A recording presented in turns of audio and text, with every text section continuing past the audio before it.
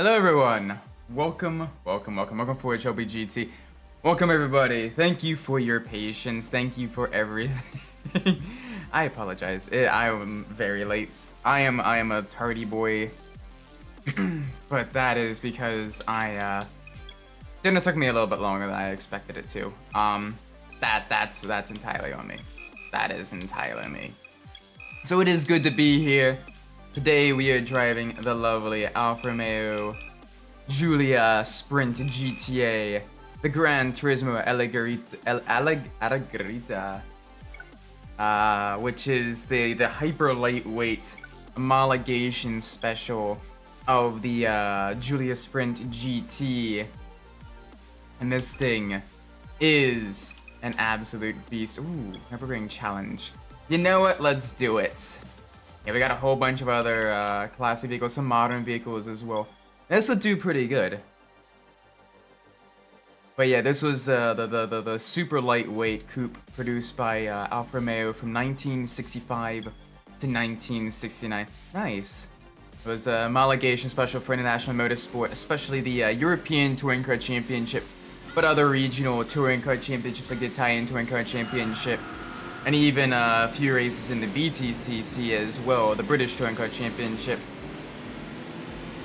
where it had an insane amount of weight reduction to the point where it weighed only around 745 kilograms, down from the around 900 in the standard Giulia GT, with things like thinner body panels. The windows were replaced with plexiglass. Different components are made of steel instead made out of aluminum.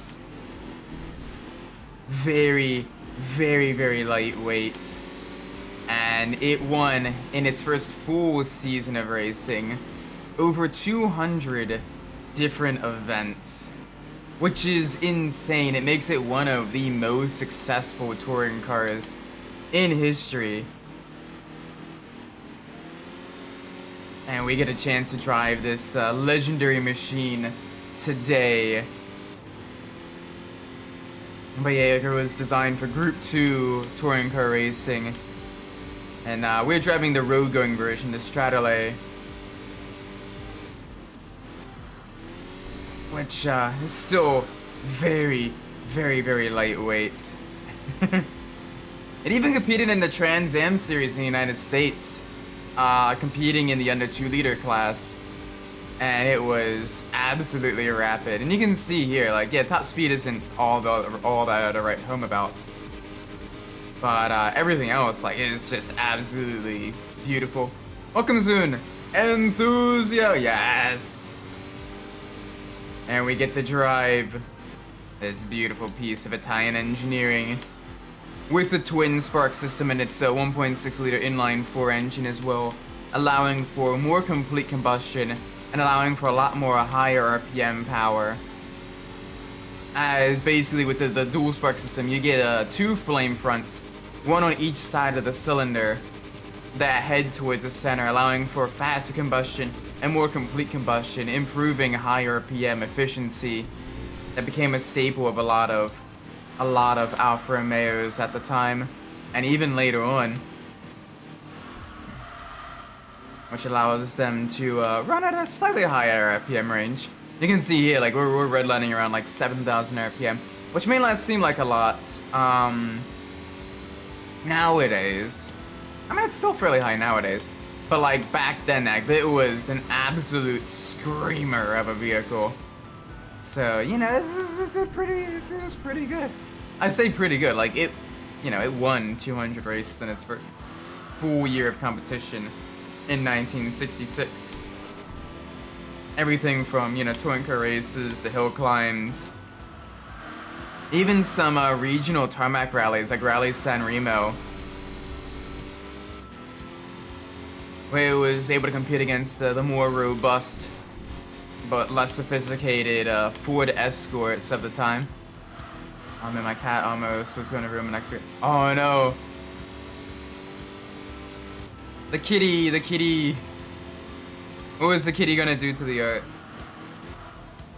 Oh, silly kitty.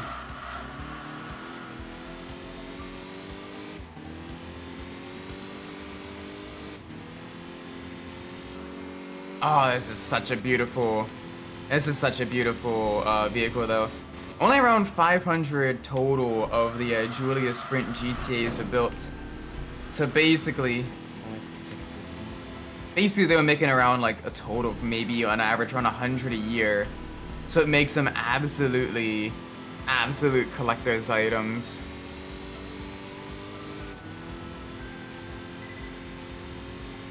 It did have a trailing axle, sorry, a rigid axle with trailing arms to the rear. So you do need to be a little bit careful when driving it though, as it doesn't exactly have the most sophisticated rear suspension. But its rigid axle, its live rear axle does allow for improved durability, as well as improving the weight reduction of the solid, you know, of the vehicle, which is really nice.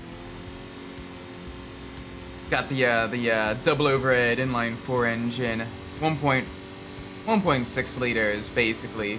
Kind of goes 1.57, but we can round out the 1.6 liters.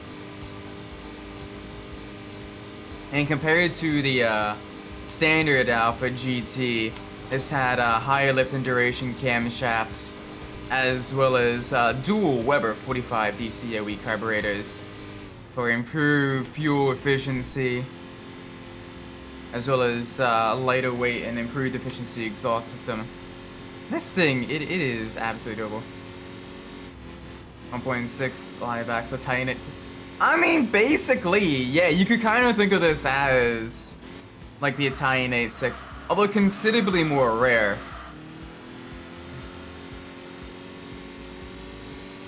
It is considerably more rare, but I mean, it is still very vibrant, very sporty, and even the standard GT, you know, was very lightweight and agile.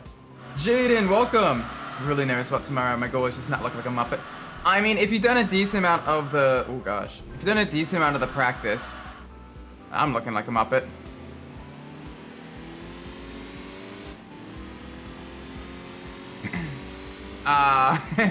If you've done the practice and you're patient with the racing and everything like that, you should be good.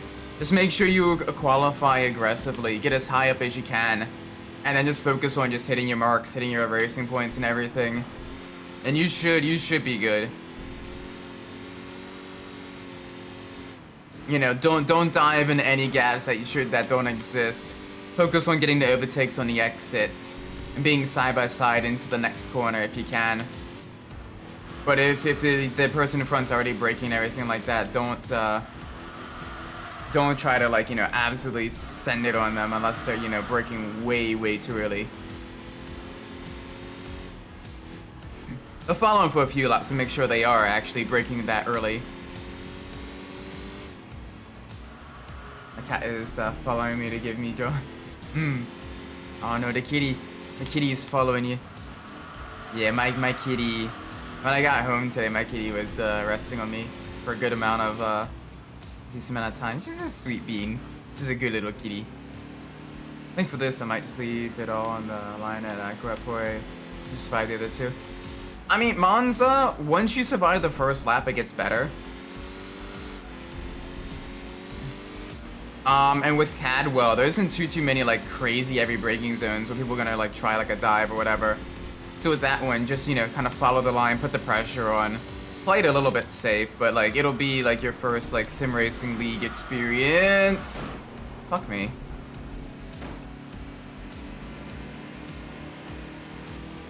Yeah, so I gotta definitely make sure I'm careful when the curbs here.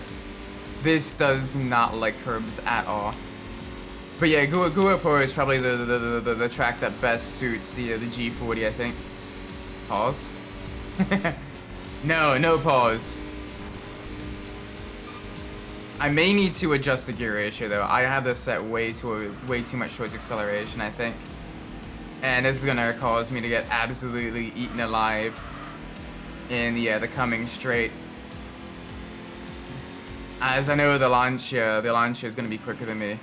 And I think probably the MRS as well. Oh, the two spins absolutely hurt me, I think. But I'll see what I can do. I feel like I'm looking for overshoots and misshifts. Because I feel like I have an edge since I used to exclusive ratio H patterns when it first started. Yeah, in the G40 it is an H pattern, right? I think.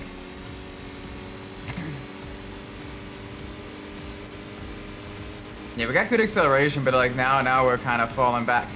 But you're gonna stay in the slipstream, that way the okay, now we're way falling back. Damn.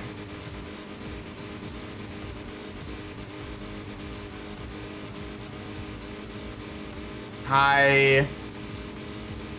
Yeah. I think we definitely need to adjust the gear ratio to not be quite as much towards acceleration. This is painful. This is definitely painful. So that is a tuning misstep on my part. I will definitely adjust that. Correct H pad, and I have confidence. Okay, good. So you know how to heel toe and all that stuff as well. I looked up other times for Cadwell. 145 isn't too far off the pace. From what I've seen other people doing there, like faster times, or people are kind of have averaged around like the 143-ish mark. That's a little bit below average, but like not that far off. Like that is still more than doable. I'm not sure about your times for Monster or Gurapore, but hopefully though you've been practicing those as well.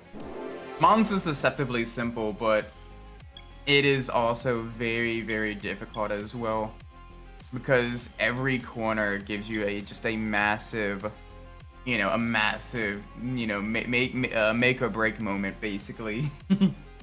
Where you make a slight mistake and you are fucked for like the entire rest of the next straight. Let's get a pack racing and following. Good. Very nice. Alright, so next race. What do we got here? We got the Pacific Challenge. That should give us a good racing. A lot of Subarus. Alright, those punch up a little bit better, higher than their weight class. So we will see. We will see what all we can do. But yeah, the Giulia GTA. It is an absolute blue chip classic. Basically, it is super viable today. With well-preserved examples fetching anywhere from 200,000 to 400,000, depending on the legacy and if it's the Stradale or the racing versions. Channel in a Denny Fiat. No, do not come in like a torpedo. Follow, put pressure on, and survive the first lap, and then begin making moves in the following laps. I'm not sure how good or bad AMS2's collision physics are, but hopefully it is good stuff.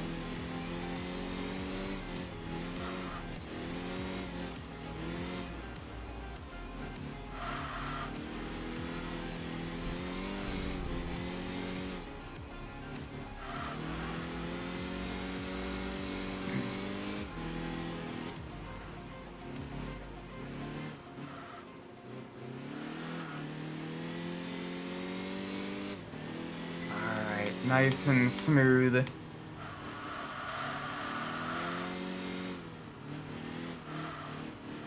Yeah, okay. Yeah, adjusting the gear ratio is probably the biggest thing. Welcome, Fonty. Hope you're well. Grass and aim is notoriously slippery. Okay. So it's not like... It's more like iRacing than an ACC in that front. How is contact between cars? Does it like really unsettle the cars like in a... ACC, or is it kind of, you can have a bit more door banging like an iRacing?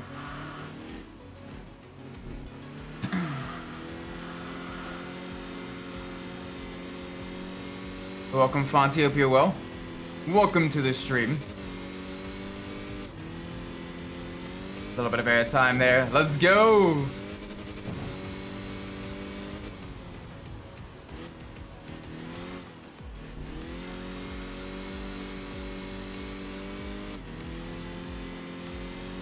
Alright, yeah, we are schmoovin' and moving. With closed wheel cars, collisions that bad, kinda. Yeah, open wheelers I imagine to be cooked. We have an AC. Yeah, Assetto Corsa. Standard at Assetto Corsa. Collisions are a little bit more forgiving there, but not crazy. I look back at before I got into the mechanic business and racing. I had so many different options to whatever become an act. Yeah, that's the thing. You kind of eventually kind of prune off some of like the different branching and life paths you can take as you get older and as you kind of make your decisions. On the other hand, you know, you can be able to focus, you're able to get, you know, a lot more, you know, in depth into the skills you want to have. And there's always a lot of like woulda, coulda, shouldas and all that stuff. But, you know, eventually you kind of have to like, you know, live with the choices you made. You know, continue to push forward with that. Not to say that it's ever too late to, you know, make a career change or anything like that, but definitely it's a lot more easier to kind of get locked down and have that consistency and security in the job industry if you've been in it a while and have that experience and have continued to, you know, expand your knowledge.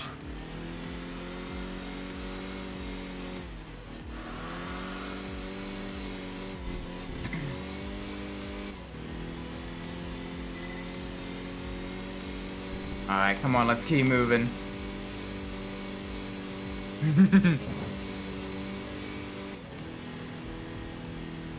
Alright, down to the gears. Okay, a little bit spicy. Very spicy, but we are good. We are good.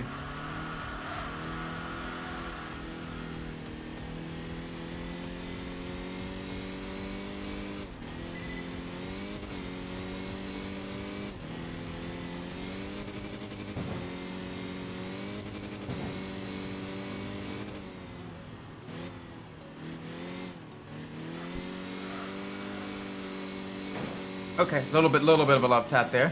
Nothing major. Alright, we're good, we're good. One more lap, let's make sure we make it a good one.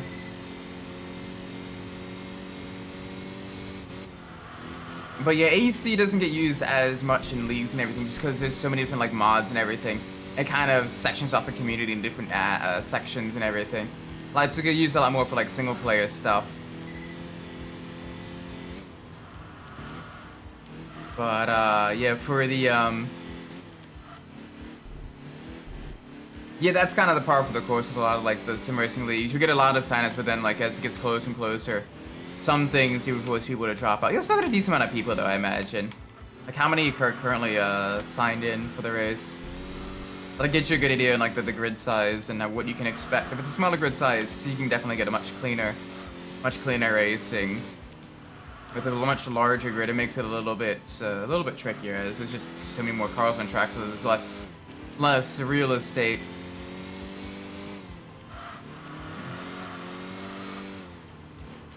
Like anywhere from like 15 to anywhere from like 15 to 20 cars in a race is, especially for like a kind of spur of the moment, quicker league like that, it's definitely pretty good.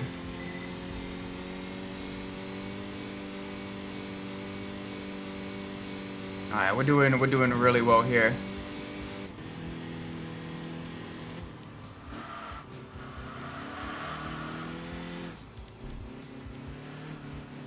We'll hopefully enter a league like yeah, the vintage cars. That'd be fun. If you can get that done, that'd be super awesome. Welcome, Petra. I just installed GTA 3 on my phone.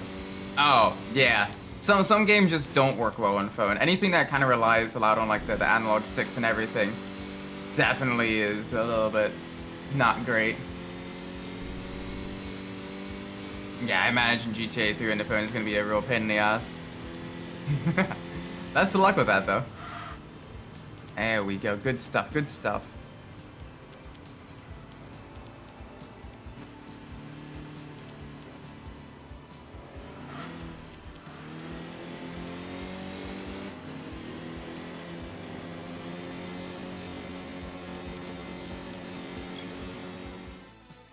Hang on a second. What is absolutely running?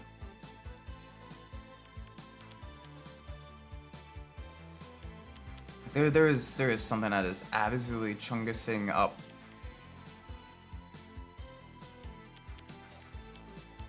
And I'm trying to figure out why.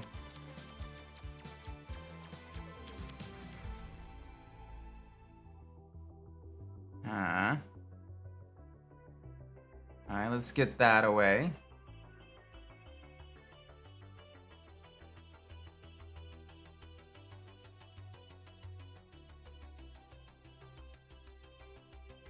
Okay, yeah, no, it's...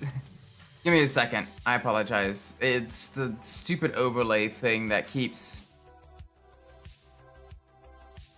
Yeah, okay, so this is absolutely eating up a crap ton of memory, crap ton of everything else.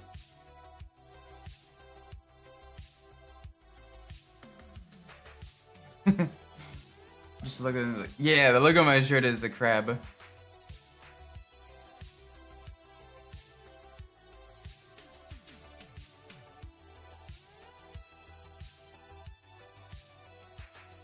Is there anything else that's being annoying? I know Overwolf is the big thing that like absolutely kills performance.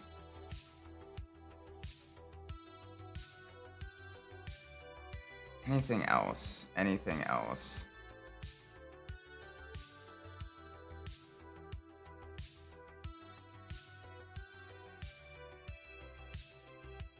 I think that's the big thing.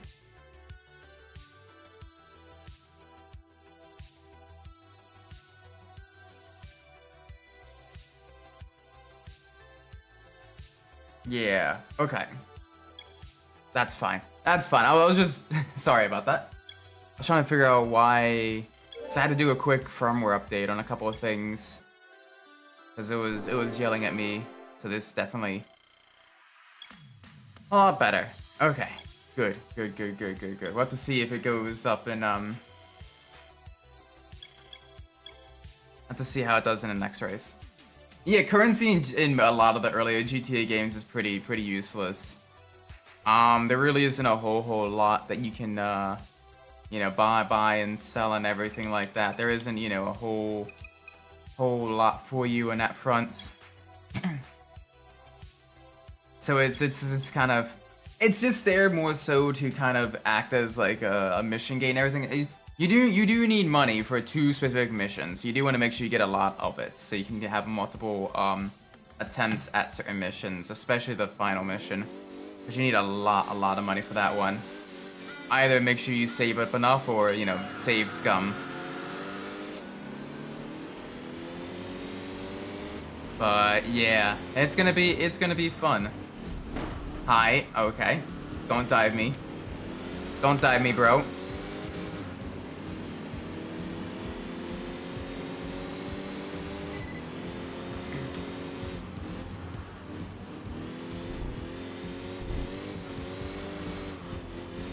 Ooh, okay. Alright, we are good, we are good.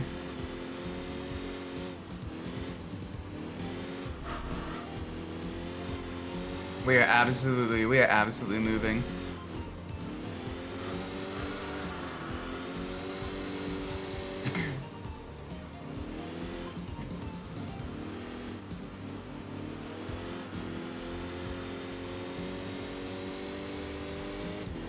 Yeah, we're fine.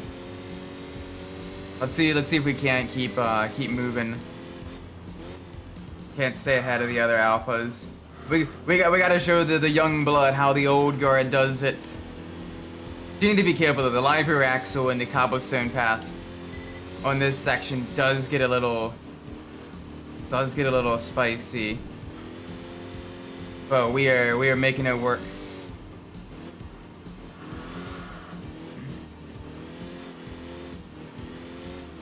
Aw, yeah. Yeah, we won our best girl horse back. She didn't get a chance to finish all the wheatgrass we gave her. Which is big sag there.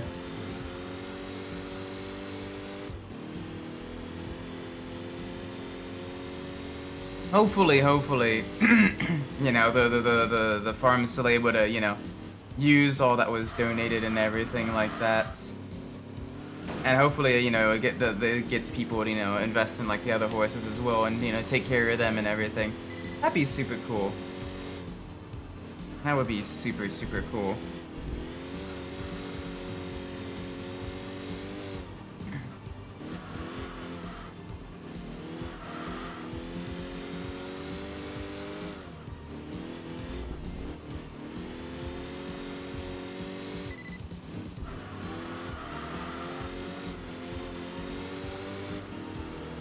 Come on. Just keep it calm, keep it collected through here.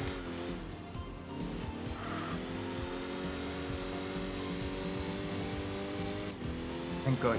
I think so too. Yeah, like there wasn't too many, and we lost like 2 or 3 this year, and we're kind of getting to the point where there isn't too many left, which is a big shame because you know it's people were finally starting to kind of get into like that with like the Uma Musume and everything, seeing all like the horse girls and then seeing like the IRL counterparts getting really into like you know the history of like the Japanese horse racing and everything.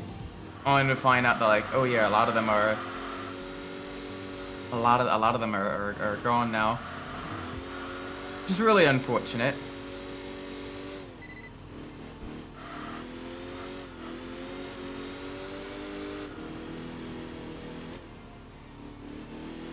But I mean, you know, a lot of them, from what I gather, live, you know, very healthy, happy lives. Few of them didn't, unfortunately. Like, Still in Love didn't, but like, never mind. I think Stay Gold's High Bloodline still kicking.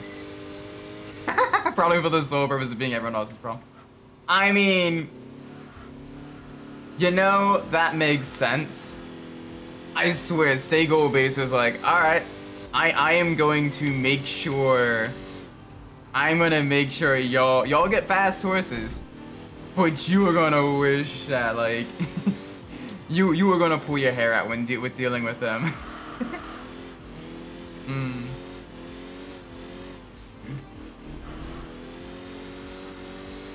Radar alert! Radar alert! Trainer signal detected. Radar dissing! Radar dissing!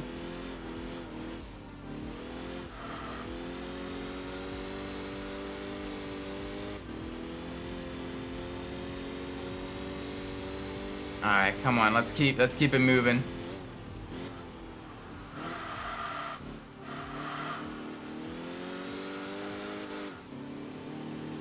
Yeah, we're making this work. This is not too bad right now. I think. Everything's all kosher, everything's good. I know the stuttering's kind of going down a little bit on my end. I'm not sure if you guys can see it. But yeah, the stuttering was kind of bad on my end. Hopefully it's okay on you guys' end. I'm gonna double check everything in just a little bit, just to see what all is causing the issues. But like, I'm only using like 55% CPU. GPU is fine. Like, I'm not like overloading anything. So I'll just have to double check something. Let's see if maybe there's an issue with the maybe like my graphics driver settings or something.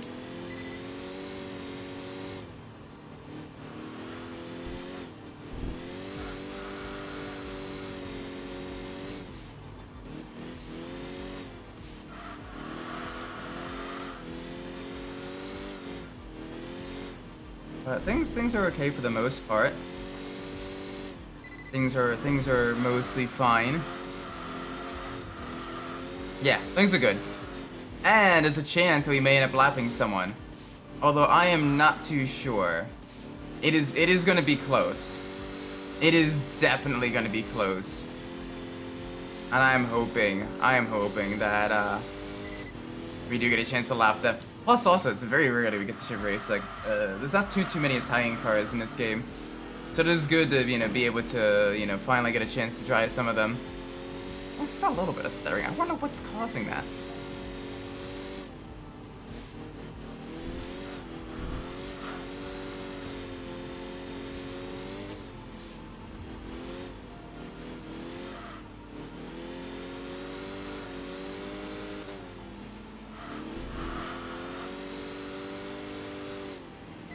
Hi there, buddy.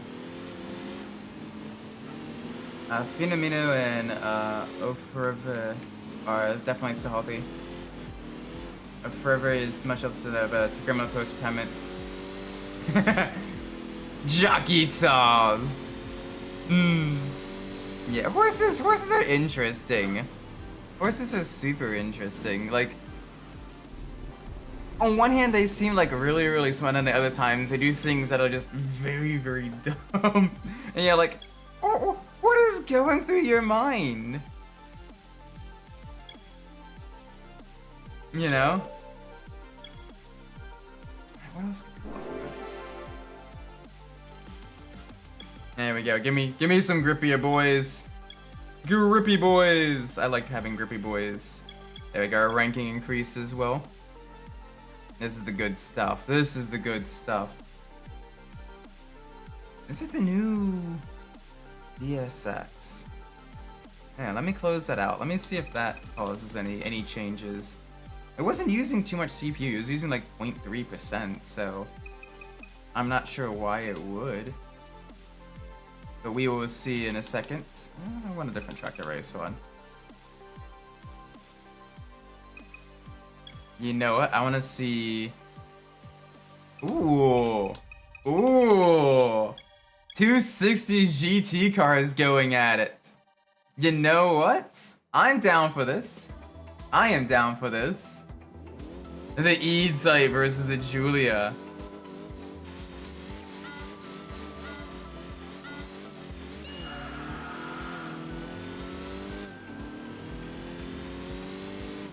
She was famous after every race, just running up to a group of bushes and just dumping the jockey in it. Did it for fun because if it was militia suit. Yeah, he's like, you know what? Boom. It's basically like dumping. It's basically the horse version of dumping Gatorade on your coach after a game. You know, the dumping the water bucket on your coach after the game. Ow. Okay. Little bit of liver axle moment here.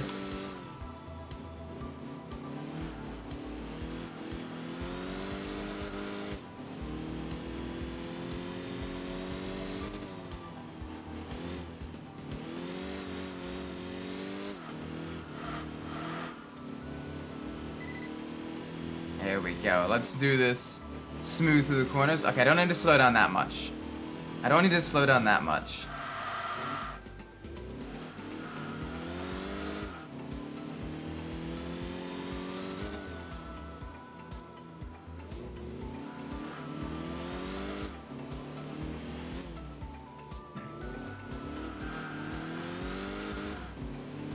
Alright, come on.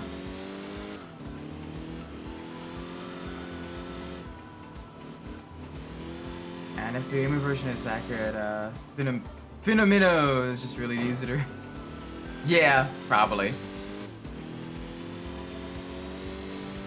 I mean, to be fair, like, Gold Ship had a bit of a temper as well at times as well, right?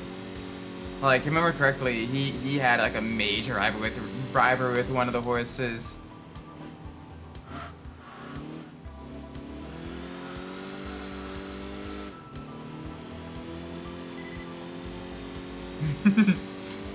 So you know that is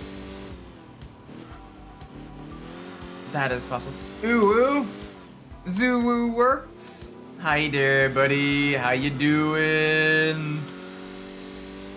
Are you ready for Brand Satch in 2 days? And then are you ready for Alton Park? Like, I think you would get snappy with father, but when actually... Yeah, I think that was the case. Like, you're trying to, like, you know, like, just act a little bit erratic and everything. Yeppers, nice. Dude, I am terrified for Owen Park. For those who don't know, this Sunday I'm doing a race at Owen Park. It's 2 30-minute sprint races where it's a multi-class GT3 and GT4. I've been running the numbers, and the GT3s will probably lap the GT4s either once or twice in the race. And Owen Park, if you're not familiar, is a very, very tiny, very tight, very technical track in the UK, so that is just going to be death. I'm expecting a lot of the GT3s to end up wrecking some of the GT4s, so I intend to be as far ahead in the GT4 field as possible. That way, the reckless GT3s end up wrecking some of the other GT4s first. That sounds mean, but, you know, it's survival. It is survival, you know?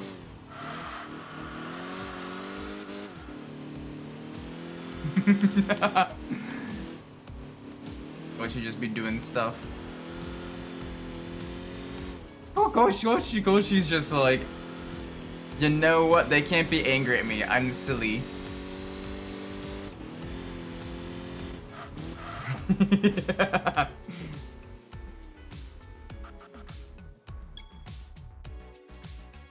There we go. Nice drink of water. Oh. There we go.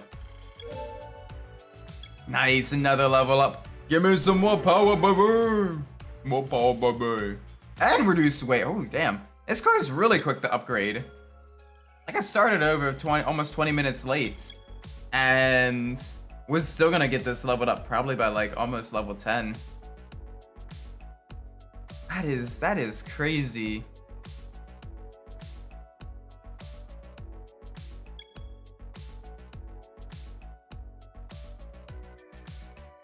Ooh, we got the good old touring car race. This is a good one as well. I like this one. Got all kinds of different historic touring cars. Mazda RX-3s, Fairlady Zs, BMW 2002 turbos.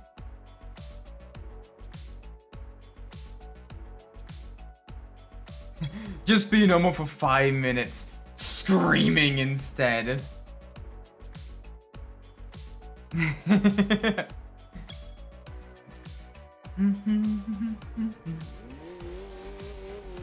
Oh yeah, you can definitely hear the more aggressive engine note now. Oh yeah, we got some vintage racing on the Nordschleife. Hell yeah! I gotta be a little bit careful into turn 1. Yeah, I know the M3 evolution is right there with us. Hereditary horseism. It was the horse gray Tylenol.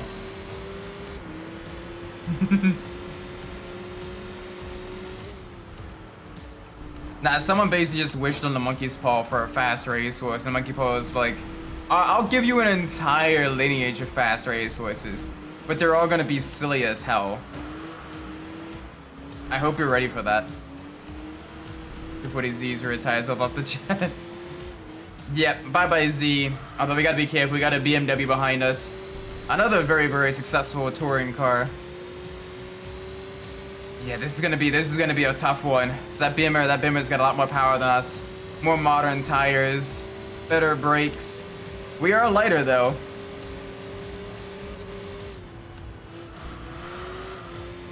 Oh, yeah, you thought you could pass us around the outside of Flugplatz. Zero, welcome. Hello Isaac, hello everyone. Hope you're all doing well and have a great... Yeah, I'm doing great. Right now we're racing some vintage Alfa Romeos. We're up against some other historic touring cars as well. We got a BMW M3, the E30 behind us. Probably brake here, maybe? I think. I hope. Brake at the end of the curbing. Whoa, where's that dive bomb coming from? Oh, you made it stick! I made it stick, okay. Damn. And I am silently dreading Saturday. I am terrified for Brands Hatch. I'm hoping I do well, but genuinely, I don't know. Oh, rev limiter. Rev limiter.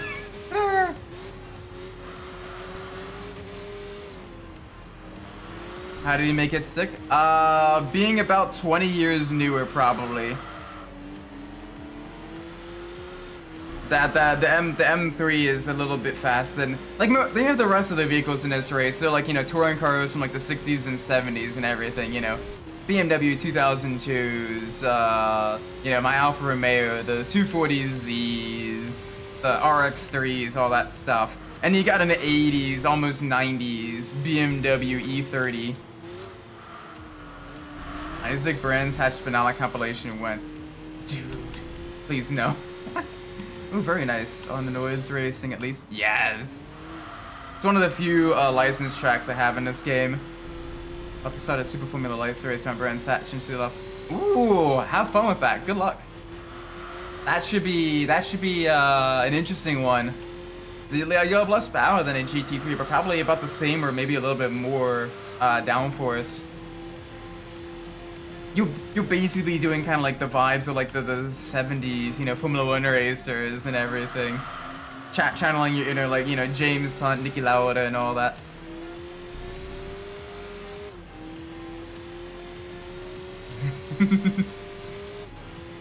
Don't get me wrong, I absolutely love Brands Hatch. But I feel like that track, alongside the Nordschleife, is one of those tracks where GT3s nowadays are genuinely just too fast to be safe to race, so like too safely race on that track. Like Olten, yeah, kind of, but Olten and like Snetterton, yeah, they're narrow, yeah, they got a lot of corners, yeah, it's not a whole lot of runoff. But with those ones, at least, like your average speed is also a lot lower, so you can make it work. Brands, your average speed is very high. You get like almost no time to like really rest in between corners. And mistakes are basically almost always like heavy damage or like a meatball. And mistakes compound as well. It's Brands.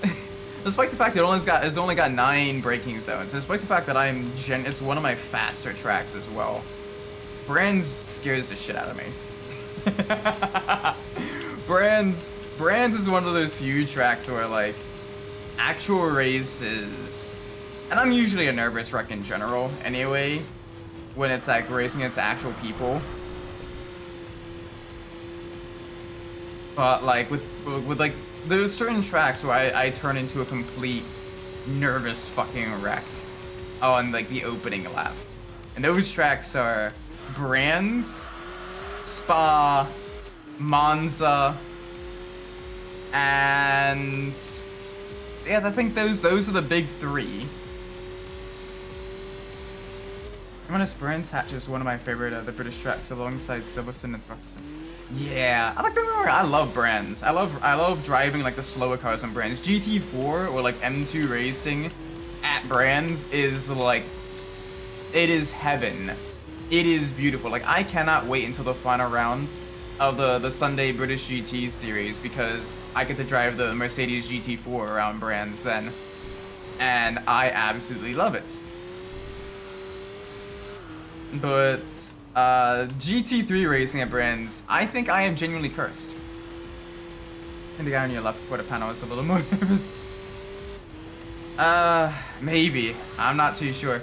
But literally, so this year, since the start of 2025, in the Track.eu like racing leagues I've been a part of, I have done a total of 3 so far races in GT3 machinery at Brands Hatch.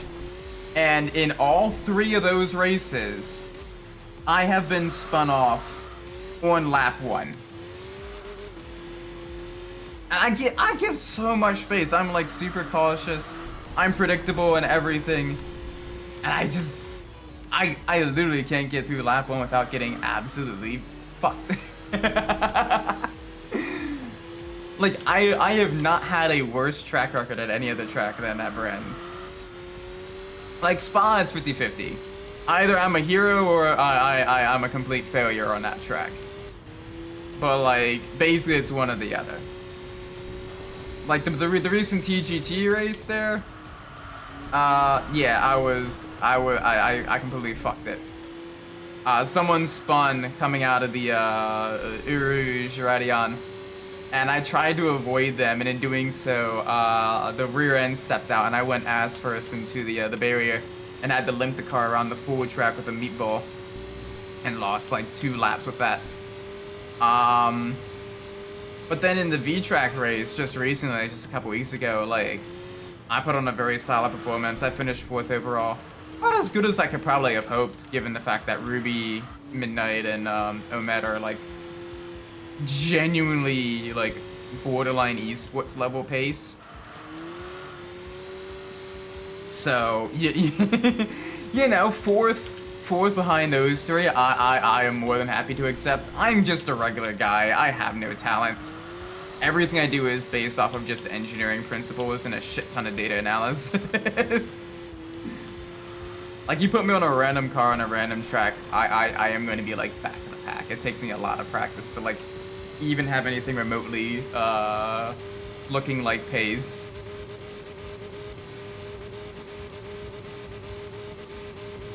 But yeah. Nah, I am super excited for the 2 races this weekend, but I'm also super nervous because both of them are basically very, very high chance of like chaos. You know, you got the Brands Hatch race, which, you know, on Saturday, which I don't actually have the best track record for. And then you have the Owen Park race on Sunday, which I'm genuinely pretty quick there in a GT4. Like, I'm doing like 142s in like race trim, which isn't too bad, honestly. Like that'll put me like in like definitely within like the probably top 5 in the GT4 class, right? But but just the lapping traffic is gonna be chaos, I think, on such a narrow and high risk track. And better than me, looking at telemetry is something for me. Just race off the field. Well, looking at only 1 lap of telemetry doesn't exactly work too well. But if you compare 2 laps, that like you got similar times and everything, but like you can see which corners get faster from 1 lap or which corners you're faster with the other, and you can see, you know, where you're braking and everything like that, where you're gaining or losing the time and how. So, Justin, think you're an excellent driver. Oh, thank you. You're really good too. And I look forward to having a pace probably racing day for sure. Absolutely, like holy moly, I'd love to, you know, have a wheel-to-wheel battle and everything like that. That'd be super awesome. Definitely Chris at Bren, so. Oh my, for real. like I was talking with Julian, the guy who runs the league for us for all this stuff, and it is legitimately like I mentioned it to him, and he's like, yeah, I kind of noticed that, but I didn't want to say anything. But you brought it up, and yeah, you've literally like had a wreck or like a spin at every single like first lap in the Brands Hatch race this year. I have no idea how I feel about the race, other than I still have my determination to make this statement. Yeah, for real.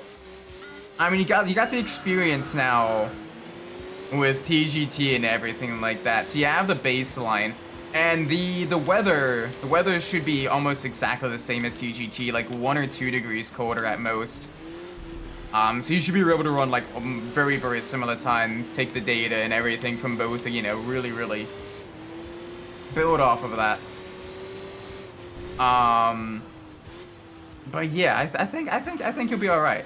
Just be careful in the first lap. You know, make sure you hold your line and be consistent. And if you need to, like I said, make sure you're ready with the overcut or the undercuts and everything. I fired up on my P2 class at the team's home race last round. Yeah, and you get the TGT practice as well. 125. That's pretty good, actually. That's pretty good. That is like probably up there with some of the silver drivers, maybe. Because I'm running like the high 123s, so that's not far behind.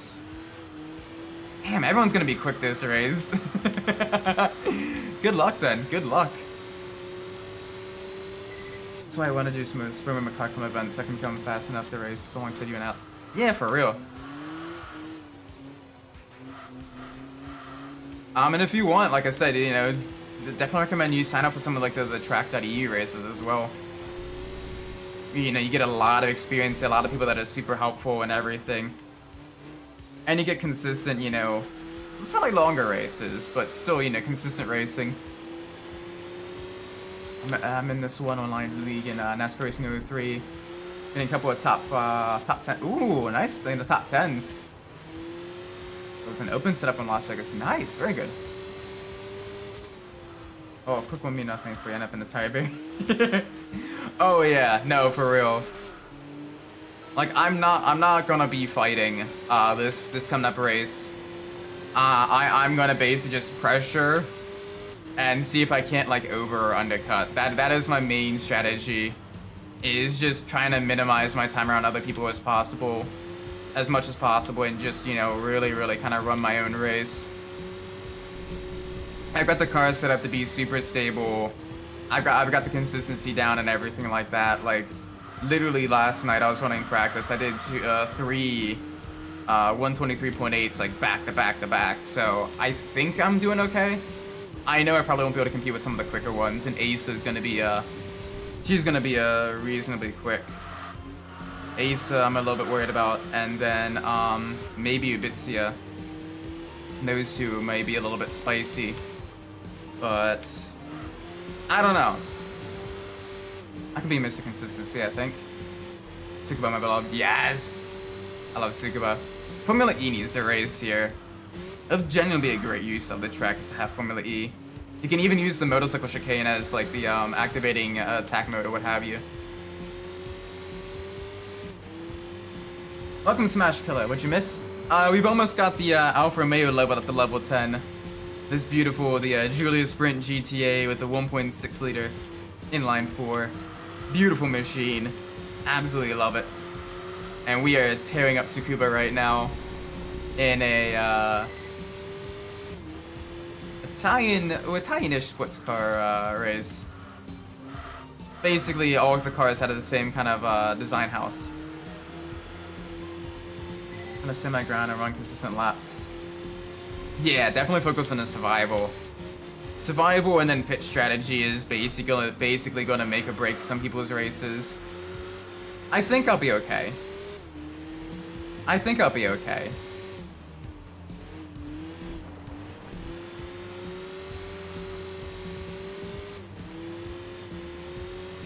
Yeah, very nice. For me in racing, my driving style is mostly... Oh shoot, messed with braking point there. It's mostly just trying to not only keep up with the pace, but yeah, get the consistent finishes. Yeah, for me, it's basically, you know,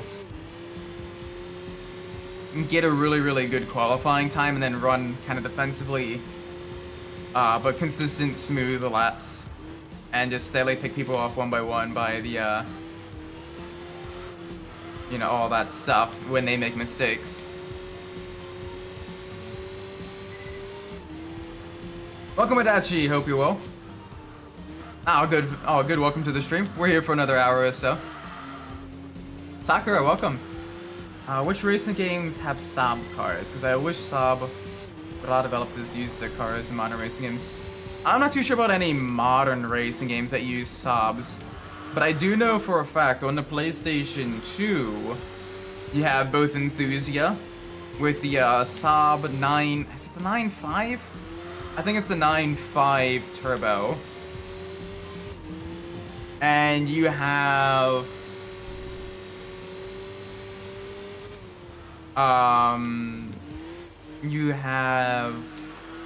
Rally Fusion, which in the A class you have the Saab.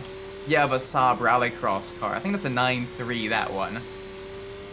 I'm not as knowledgeable about Saabs. And I think some of the older Forza Motorsport games have Saab in them as well. Although, don't quote me. And then for an unlicensed Saab, I'm writing on the Trainmax version of a Saab, Wreckfest actually has one of the older Saabs.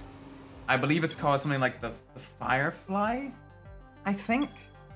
It's a lightweight front-wheel drive, air-cooled, you know, car you unlock pretty early in the game.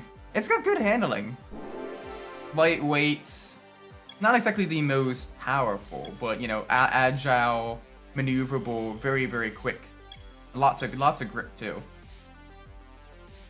So those are three games, potentially four, with Forza Motorsport that I know have Saabs in them. Saabs are in the getaway. Okay, so you got that as well. Would you consider that a racing game though? That's kind of more of like an open world, like, I'm gonna say crime simulator, like crime drama game almost. Anyway, let's pull up the random number generator. We got two options. If it is a 1, we get the Nissan Z33. And if we have a 2, we got the Toyota Sports 800. So let's see. It's a 1. Alright. Alright. Very, very cool.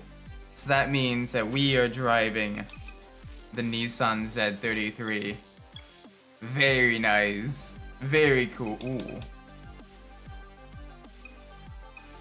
Yeah, I like it in that sunset orange. That sunset orange is just... Ever since seeing the Z concept...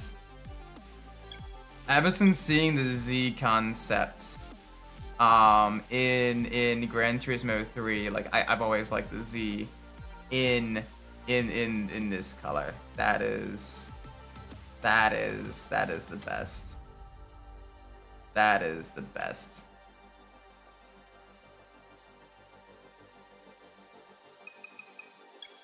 One of the other driver setups are me with the Logitech G2290 with Sasuke my feet from being cut the laptop in a chair that slides back and pressing for quick. Ah.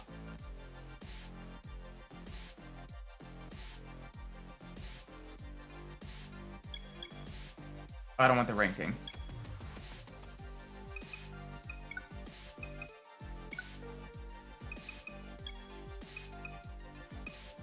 There we go. Settings. What is yours? Have a sob concept hidden inside a puck garage. Oh, cool. That's pretty awesome, actually.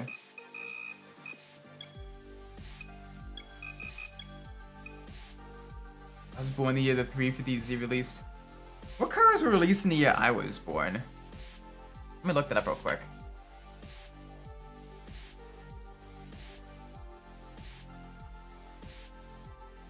Cars introduced during the year I was born. The Civic Type R. Okay. The Isuzu V-Cross! Yes! You know what? Based. I don't care what other cars. I do not care what other cars were released during my birth year. I was born during the same year. The Isuzu V-Cross was released. You know what? Based. Like the turkey, based. Oh, yes. Oh my gosh. That is super cool. That is awesome. Never mind, the 50Z was released 3 years before I was born. RIP.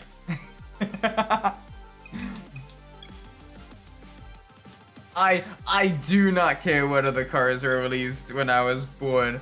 The Isuzu vehicle. Also the Plymouth Prowler. So you know what? Double based. I get all the oddball cars, and I am happy about that. Because I am an oddball person.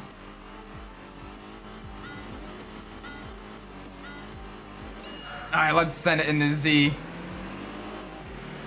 I like how we also have another Nissan FR chassis car just ahead of us with the Infiniti G35.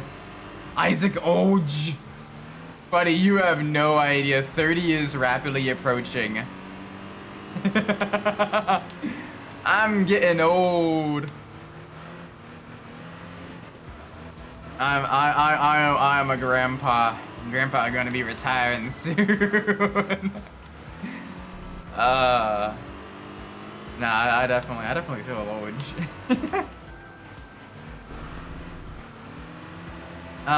28 is the new 50, right? It's the revolver track. Yes. I absolutely love the track as well because it is genuinely gorgeous. So I guess I'm bro, you were prehistoric, Adachi. Like I am vintage, you were prehistoric. Nah, I'm kidding. Isaac's gonna be the Finito Alonso of OPR.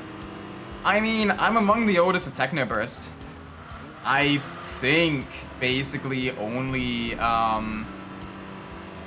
Biggie is older than me, and he's 30. I think I'm this like the second oldest.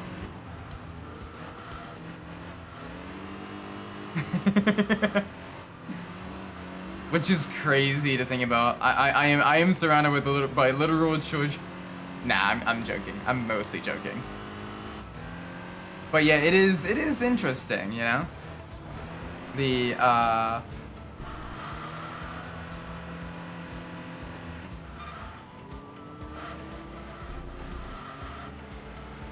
it is interesting. It's just the crazy, you know, the age differences and everything. There are some people that are like, you know, in their like early 20s. Some people that are like almost 20. Got some people that are now just like, you know, like running like 21 and in college.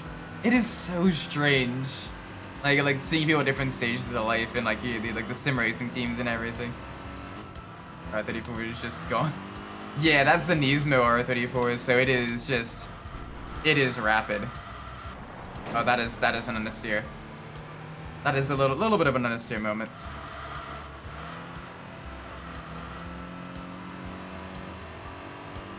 Well, I mean, it is, you know, the Nismo tune. I just want to be in my 20s so I can go to Eva. Yeah.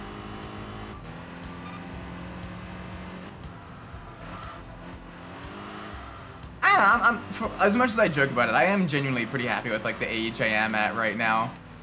Like I am enjoying it, you know.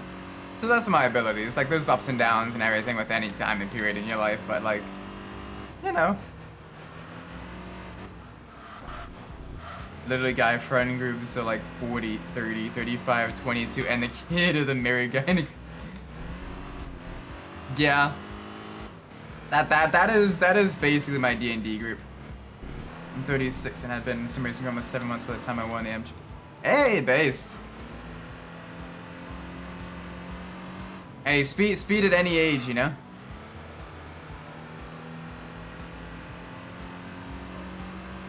That's the big thing is, you know, just making sure, you know, you get the experience, you get the knowledge and everything.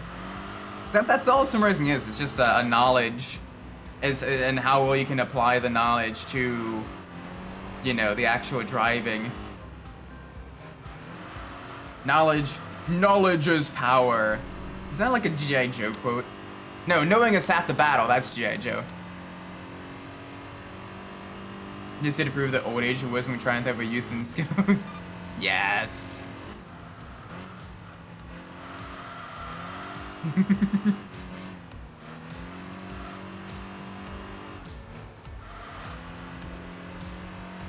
I mean, like you see it in like the other racing as well. Like you have some drivers that are like, you know, that have, you know, fully like won races and everything, you know, in their 40s and 50s.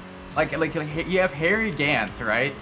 Mr. September, who had held the record for, you know, the oldest driver to win a NASCAR top level race, and then beat his own record later that year to win yet again. Like that is impressive stuff, you know. Knowledge is power is Mortal Kombat. Okay, I'm like, I heard that quote somewhere too. Yeah, knowing it's at the battle is G.I. Joe.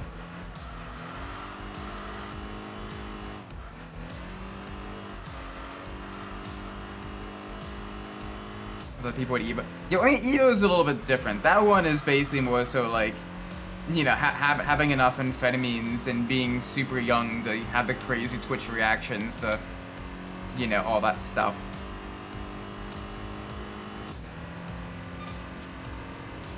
I mean, to brag or anything, just have very long to go before having to get close to good. Oh yeah, no, you've accomplished a lot. Like, you have rapidly improved from what I've seen. And very, very, very, very good stuff. I'm looking forward to continuing to see you improve. I had to talk with your friend. I came to an agreement that everyone's dream is to roll up Dad's place with his dream car. Yes! Yes! I want to do that. I want to do that so bad. I may have been totally scouring the interwebs for a certain T-bird of a certain year. I haven't been able to find one in good condition. I need to do like a lot of restoration for the ones I've been finding.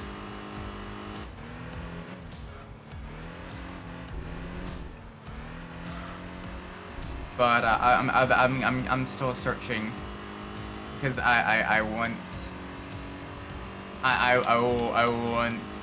that to be the case. I did give him as a gift a model version of that T-Bird though that I got made.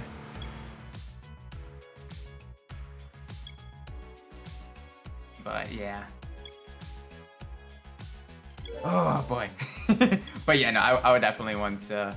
I've been actively searching 1.9. I've not found anything good yet, but I've been actively searching, and I want to see if I can't find that sometime in the near future. Yeah, Twitch reactions can be trained, that is true, but it does become a lot more difficult later in life. It's not impossible, but definitely becomes trickier for sure.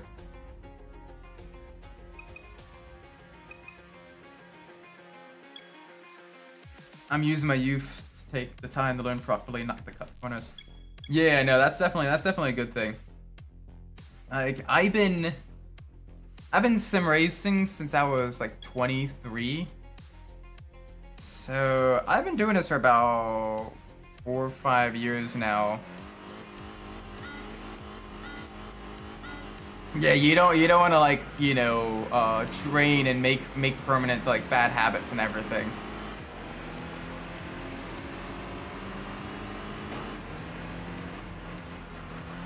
But yeah, even still, like even with my experience, I got a lot to learn. There's still so much to learn ahead. Kung Pao into the fist. We taught him the wrong things on purpose.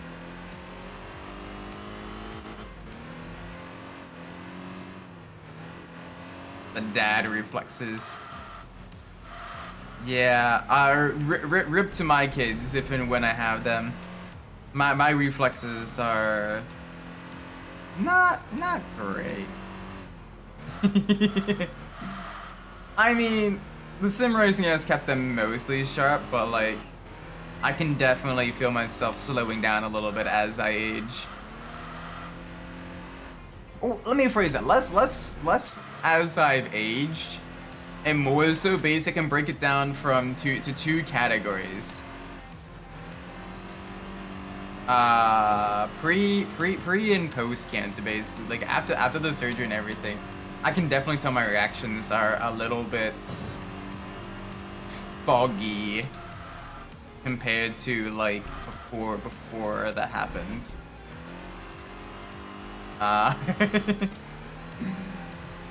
Like it's not enough that like it's super noticeable, especially because I got more experience to be able to anticipate like things happening, which kind of helps make up for that. But yeah, it's definitely like little bit foggy at times. Not like a whole lot, but like just like a split second, you know.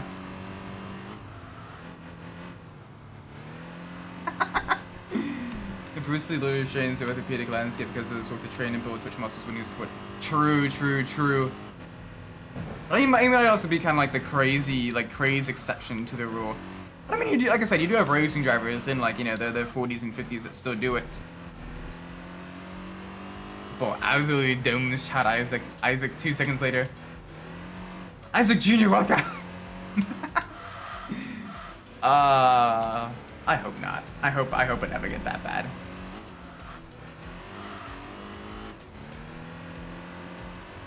Like I said, I've gotten better at anticipating, but the actual like split-second reactions have definitely faded a little bit.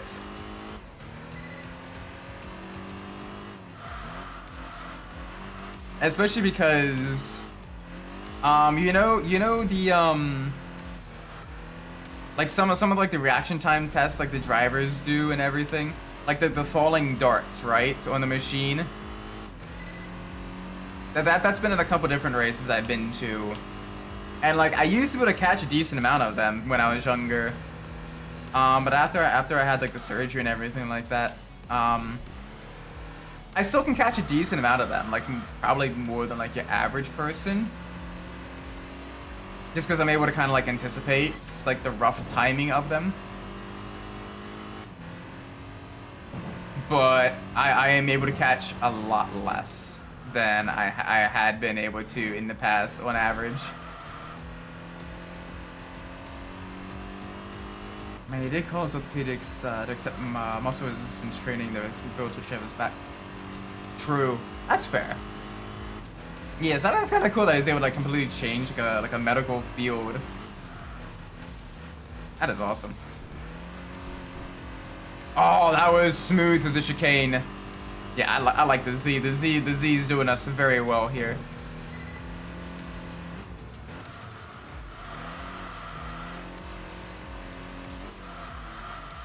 Oh boy. Yeah, little bit of understeer there. Little bit of understeer.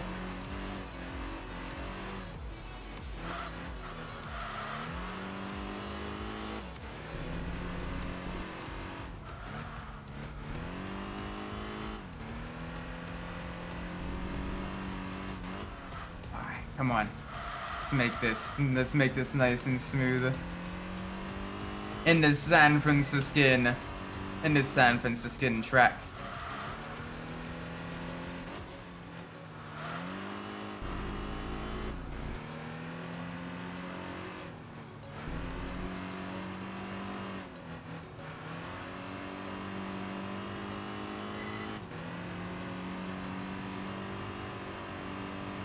All right, not too much further.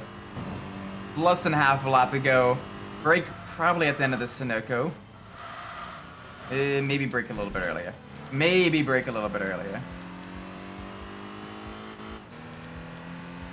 Also recently become obsessed with the Michael J. White movies.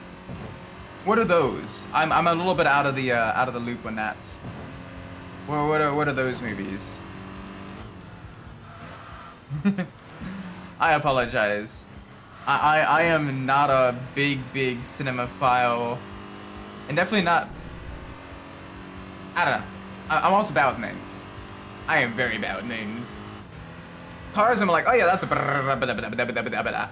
Names, I'm like, that's Jim. No, I'm Joseph. Right, Joseph. He's... So, I do feel bad on that front. There we go. Level up. Load and Bone and Undisputed 2. Okay, I'm familiar with Undisputed 2. Okay. Nice.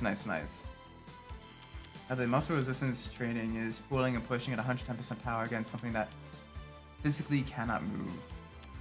Ah, okay. Interesting. Okay. I gotta look that up then.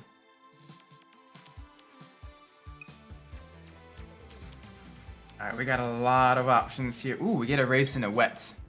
Let's do a wet Tsukuba. With the snap over Sir Emira 2 as well. We got a Supra. We should definitely be able to beat the Supra. The Vet and the Cerbera, though, are going to be a little bit tricky. Those two are going to be very tricky, I think.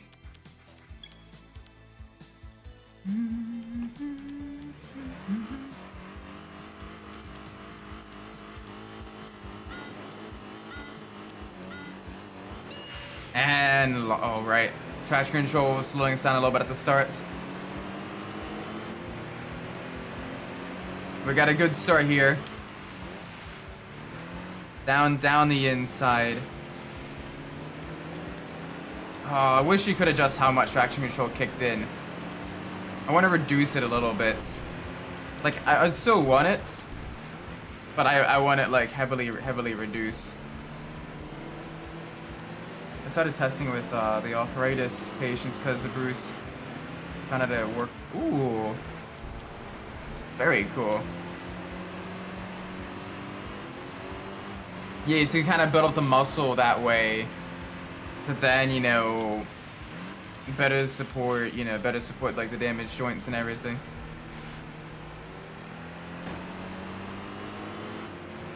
Second, do muscle resistance training with the kill blocks the boat was resting on?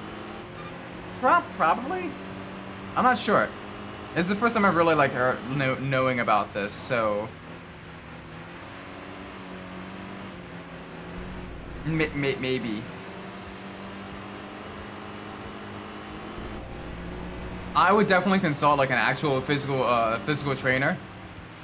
You should have access to one, you know, in your field of work. So do consult them with that, and have them maybe get back to you.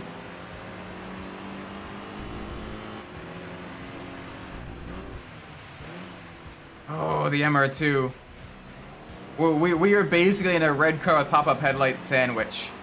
We got the American Corvette behind us, and we got the Japanese MR2 in front of us. This is being very, very tricky. He literally had a bar chained to the ground and started. Okay. And he kind of slowly built himself up. Oh, alright. A little bit of a bump in the rear. To just lightly, gently kiss my bumper. Ah, the big boy Z.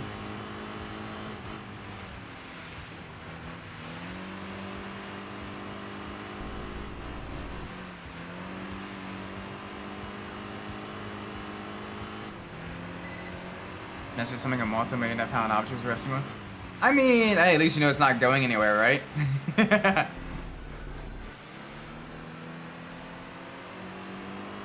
And hey, if you do get strong enough to eventually move it, you know, then you can become a superhero, right?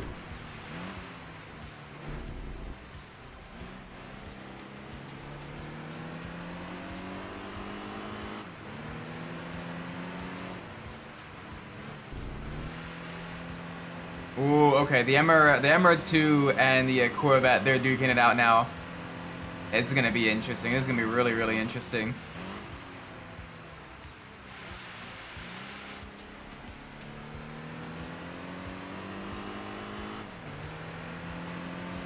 Alright, so far so good. Gosh, that is a beautiful car as well.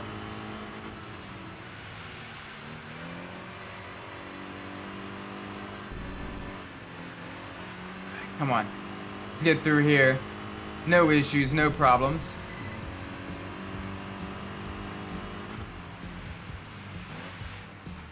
I forget this entire workout routine is start slow, get fast, then go up one single. Yeah, the kind of like progressive, gradual, because that helps you prevent injuries and slowly build up the muscle. And everything. Yeah.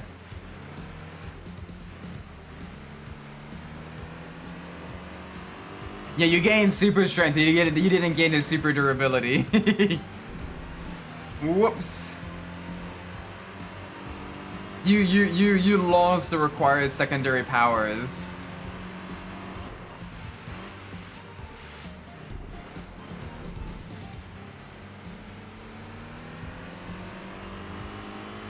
You failed to obtain the required secondary powers of that.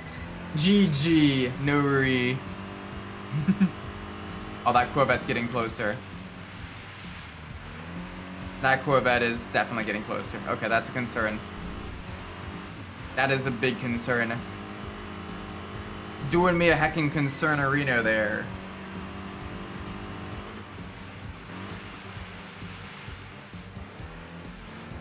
So I believe Spider-Man is bulletproof for the most part. Maybe. Or if not bulletproof, definitely having some form of like damage resistance.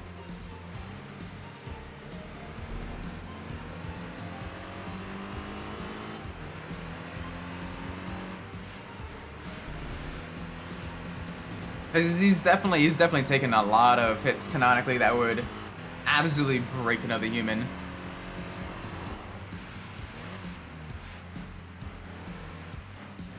And maybe bullet resistant.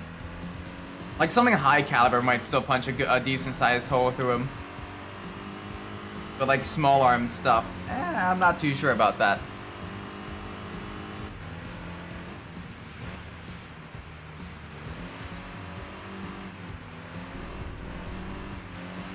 There's also so much lore from The Incredibles I didn't know about. Ah, yes, the hidden NSA files everyone's been talking about. That were on the DVD when it first came out, and it's still there.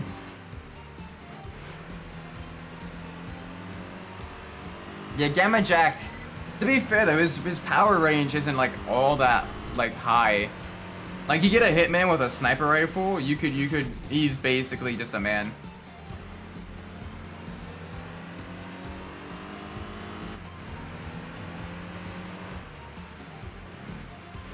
You set up an entire small mountain-sized evil layer at the bottom. Wasn't that the Hulk that did that?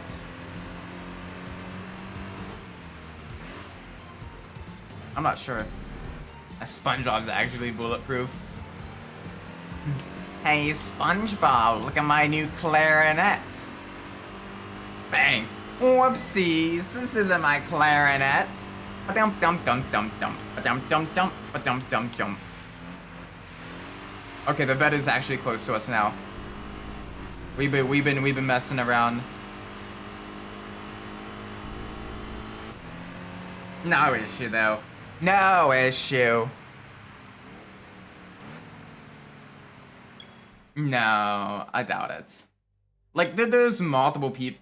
You could have multiple people named Jack. Now having Jack potentially named after Gamma Jack. Maybe.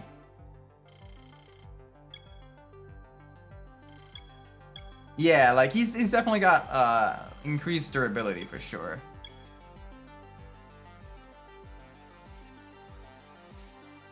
Though I still think probably like a larger caliber stuff could probably punch through and do some serious damage. Get the Doc Ock Slayer. Okay.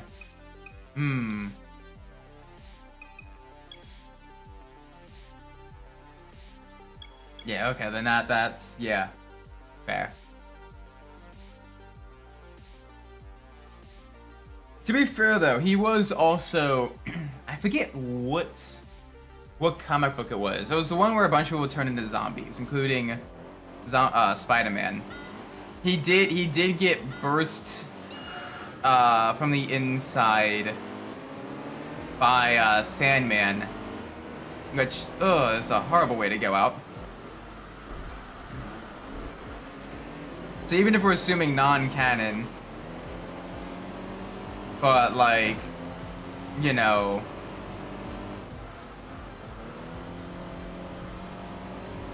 but it still uses like base powers. He's extra durable, but still, I want to say indestructible. He was like 19 at the end of what? True.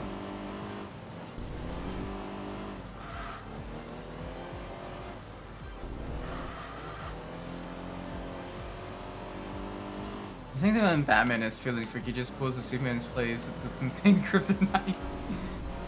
I think he would get kicked out of the Justice League if he did that. Spidey is also... I'm sorry, what?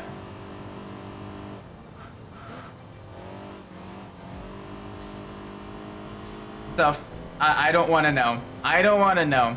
I don't want to know. I don't want to know. I don't want to know. Nope. Nope. Nope.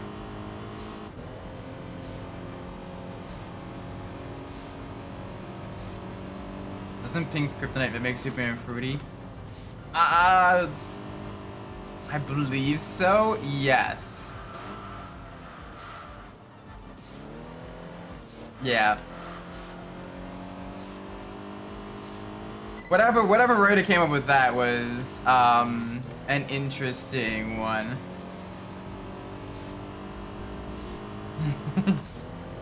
Got kicked out of the Justice League. They would immediately have to disband due to lack of funding. True.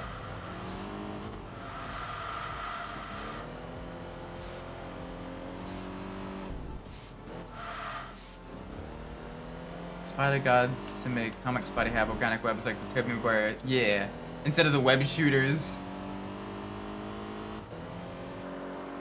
Oh, that sounds so nice. The VQ engine. That sounds great. Especially when it's not absolutely clapped out like a lot of modern Zs or G35s.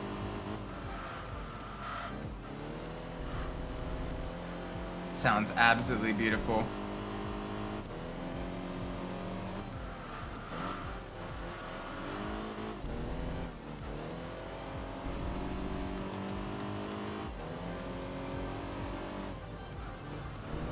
Plot twist, Pink Krypton doesn't actually.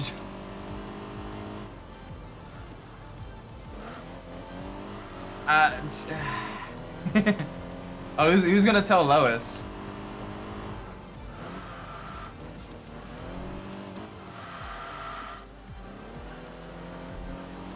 Who's gonna tell Lois? I think she's gonna have some issues with that. Or not, I don't know. You never know with that lady. Depends on the writer, right? Welcome back, hope you've been well. Right now we are at the Norwich Life in a beautiful burnt orange Z. You had a buff? Apparently Spider-Man, when they changed him to more match to Tobey Maguire Spider-Man in the early 2000s.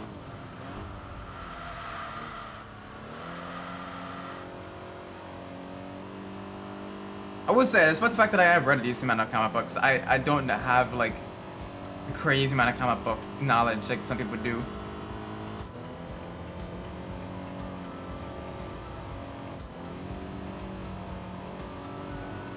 You what? What? Okay. Comic writers are weird. Comics have gotten super weird. Welcome to, anyways, Matthew Racing is an MC. Yes. I am looking forward to that. Hopefully I get to see them sometime next year in one of the MC races. I'm not sure if I'll be doing 6 Hours of the Glen, but I might try to catch a MC race.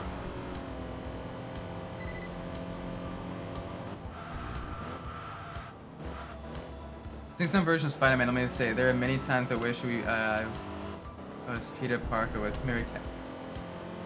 Black Cat and Mary Jane are yeah.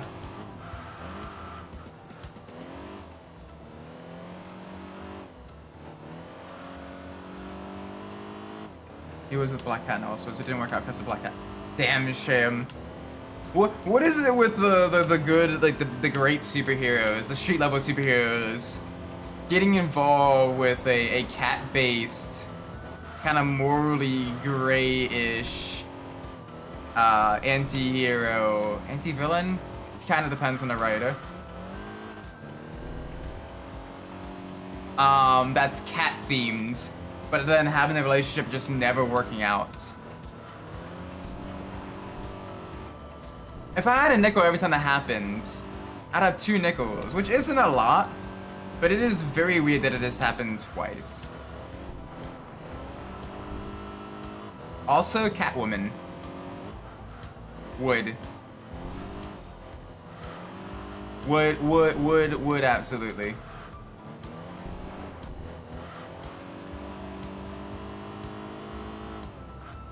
Renee family doesn't look. Renee family doesn't hook up with that, Isaac. I'm fair.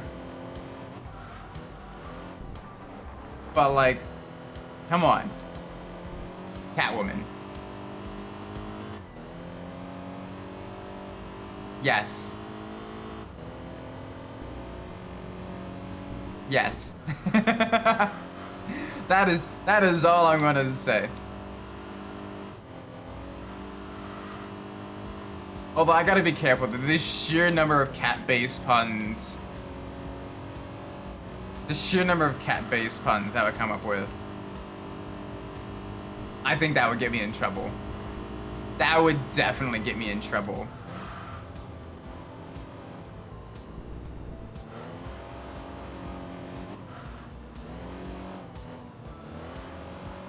Well, to be honest, uh-oh. To be honest. Alright, what are you being honest about, Adachi?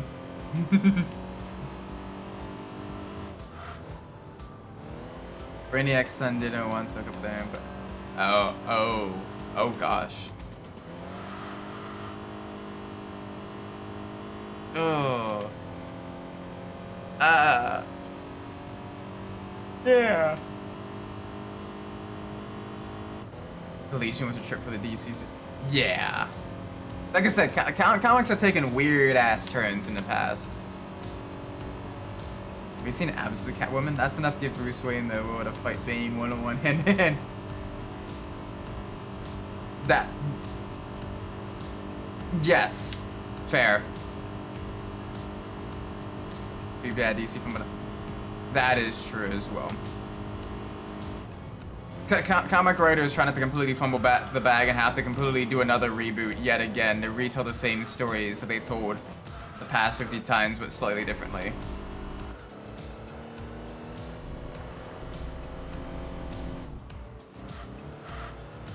We don't talk about universe, baby.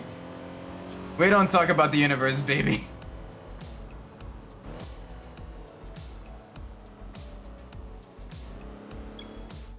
YouTube just stream trying to load my response and then at the same time hard crash. Based. We crashing all the phones today. We crashing all the phones tonight. Extra based. There we go. We had some grippy boys. We got some weight reduction. Yeah, our ranking has definitely decreased by a lot.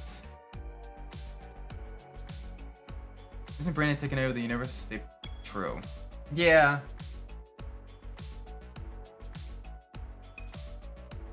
One America race on a Nord Shalifa. Yeah. No, thank you.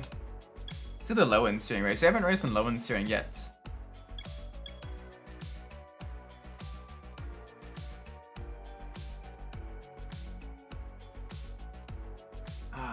Man, water is tasty. Water is tasty. I like water.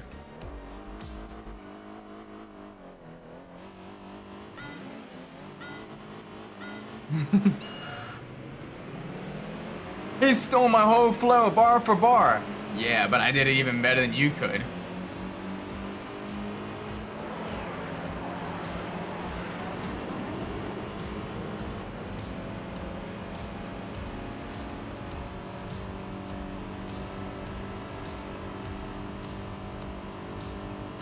That is fair. A lot of different comic characters kind of get underused a little bit. I guess it's kind of hard to like write them well, or certain like archetypes well, and have them be unique.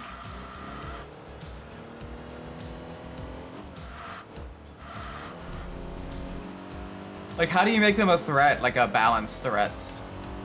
Without them either being like OP, you know, they win with a snap of their fingers, or you make them seem like an idiot. And that's why it's hard to write like the much more powerful villains and the crazy like universal threat stuff or multiversal threats. Oftentimes, like it's stories are better when like kind of this takes a little bit more down to earth and grounded. I feel because it's a lot more like relatable. That's why I kind of like more like the Batman and the Spider-Man stuff. You're dealing with a lot more of like your street level crime. You know, things like the average Joe, you know, deals with. They usually write Brainiac and some screen and stuff. Yeah, because it's hard to like write him in a way where like the heroes legitimately beat him.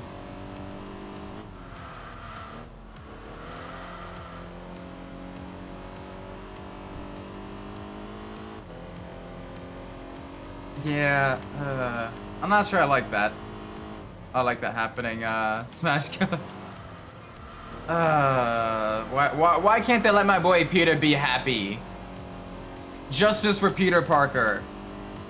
Let the man and have some good in his life. You can still have him have difficulties here and there, but let him actually progress in his life. Let him actually like have some good things. Let him have that character development and everything. Don't just have him where he's constantly miserable, broken, and alone. Isaac was gonna make me look up how they legit beat him. Have they ever legit beat him? Every time I've seen, it's hitting with a stick legit. I guess, kinda.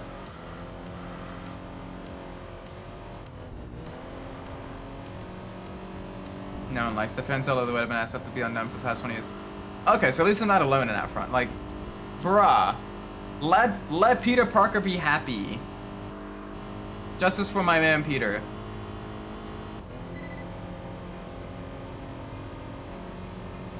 Spider-Man doesn't have happy ending because Spider-Man Lotus exists. Oh, don't remind me of that. Don't remind me of that.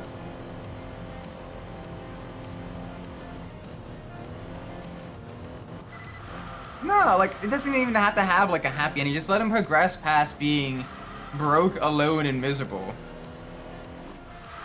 I don't know. 1K Superman beat Brainiac 5 by having him absorb all of the knowledge of the world and overloaded his brain.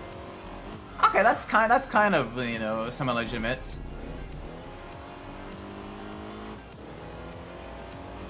You basically, you know, do a ploy to just absolutely overload the man.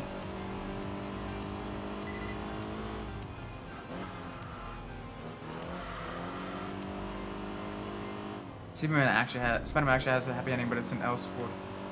Does he really? Which one's the happy ending?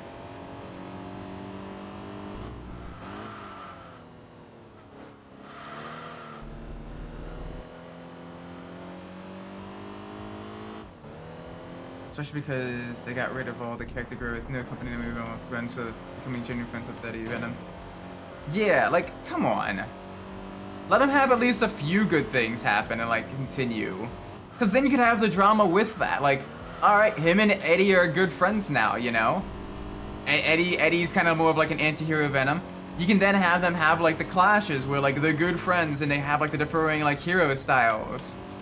And that kind of, like, maybe builds a little bit of, like, a grudge between them. But, like, they're still good friends and they're trying to, like, work through their differences and everything like that. Or like with like Mary Jane and like having like a family and everything like that, you know, you could have that then that, like, you know, either oh no, kiddo's got powers, how, like, you know, how do you prepare your wife for, like, managing a super child while also like, you know, trying to deal with someone that's basically completely unique with no one else that's like them. You know, that could make for a great story. That's unique to Spider-Man, that, you know, still deals with kind of a grounded level, you know, stuff, I think. Yeah, multiple universes with DC Marvel, but it was a main world. Okay. Got it. So it's like alternate universe, like the Marvel what if stuff or whatever. I see.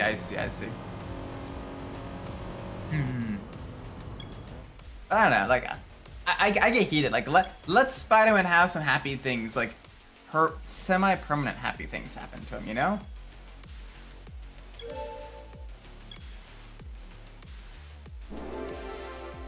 Please, I am begging you. This other wasn't DC Marvel exists the same. Yeah, but then there's like some that like.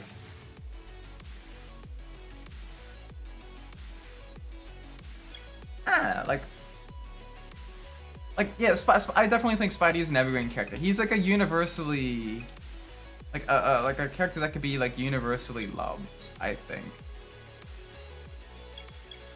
You know, basically have him be a good man who's almost constantly out of his depth, but still trying to do the best he can with the powers he's got, because, you know, that is his character. Huntress is from another world too, and she's Batman. Ooh. Best.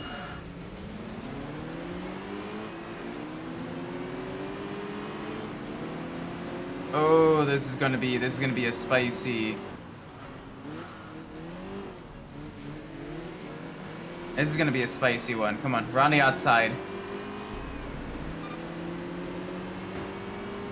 Alright, a little bit of a love tap there. Silly the only guy to make Wolverine stop fighting.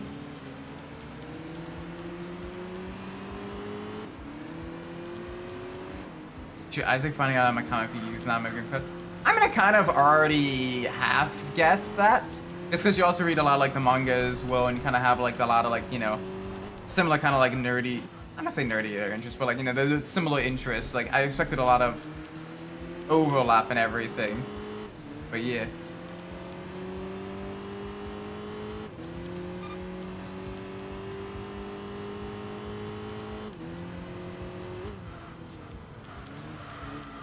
Oh yeah, Scarlet Witch and Quicksilver, both Magneto's children, aren't they? Yeah, I forgot about that.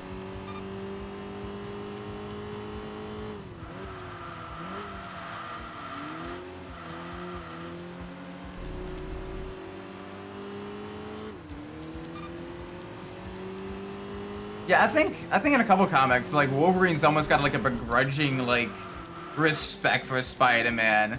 He's like, yeah, this is just a dumb kid, but he's got like a really, really good heart or whatever.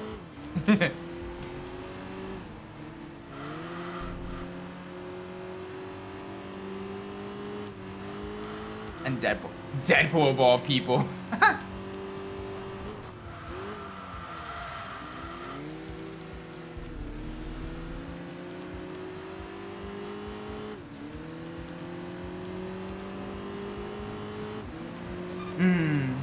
Oh yeah, Kitty as well. Yeah.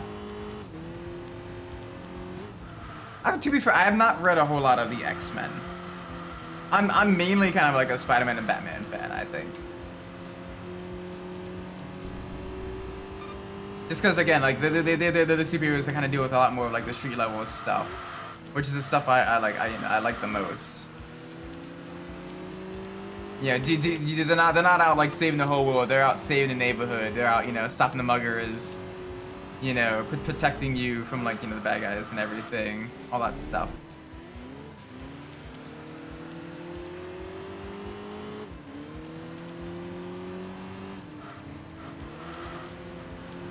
Ooh, okay, we are actually catching the roof RGT here. Boxers 6 versus V6. We are making ground though. We are making ground. We are getting quicker. We are getting closer. Alright, so that's 1.5 seconds. It'll probably be around 2-ish seconds here. Schmoving Isaac. 1.7, okay, so that's not bad. Slightly later apex than I wanted there, but we're moving. We're doing it. 1.3. Now, catching them is one thing. Passing them, especially on a tight circuit like Tsukuba, is gonna be a little bit tricky, I think.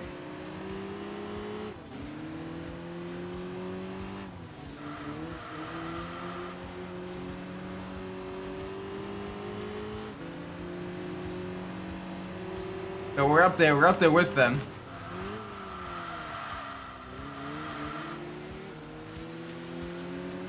Come on. I like how it's basically just us. Us just duking it out. Everyone else is like miles behind us.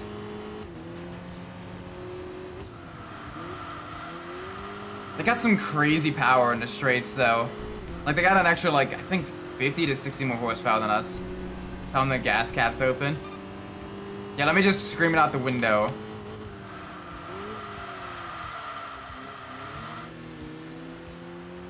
The back bumper.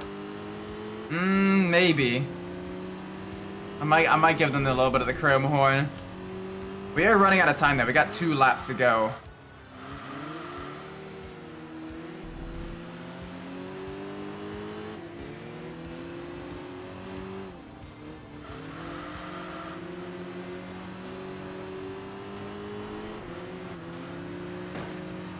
Come on. There we go. We did it. We did the love tap.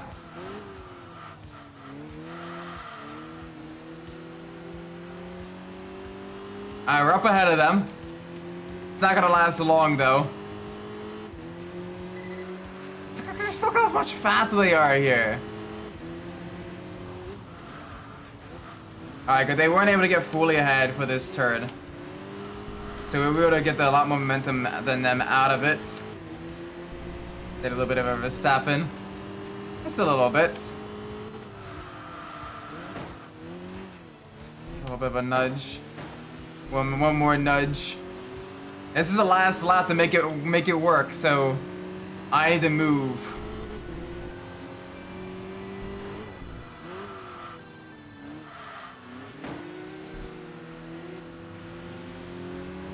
Oh, you were so close.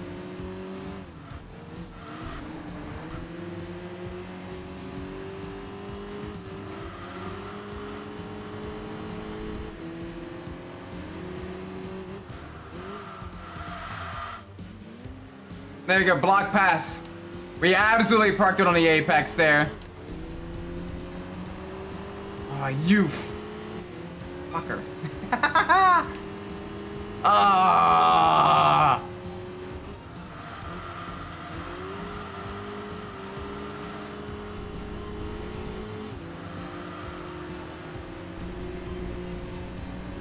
Damn, so close. So close. That was a good fight though. I enjoyed that a lot. That was a good fight.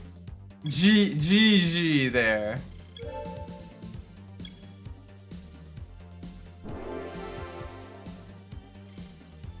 Alright, I got time for one more race. Let's do one more race before we end the stream. I know, slightly shorter stream tonight, but it's all good. It is all good. I just did a little bit of the step and a little bit of the love tap there. Ooh. Yeah, let's do the Rogue Regatta Championship. 12 laps on Marco Strada. Should be fun.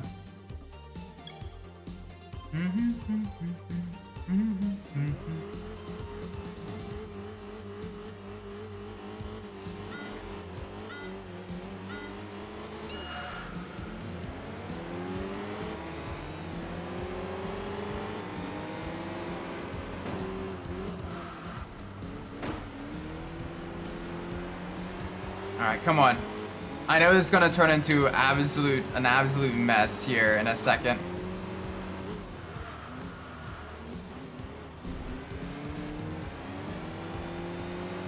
Alright, to the left. Down to the inside of the Jaguar.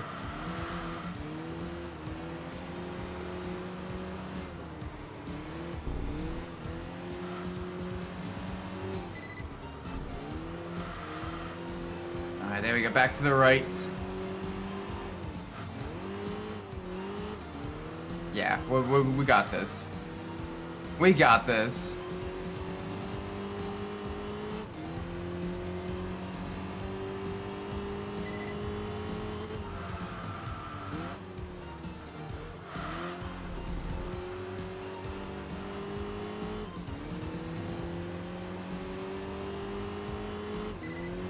For some reason, this makes me want to make another F-Zero right now. I don't think Sega made F-Zero. That was Nintendo.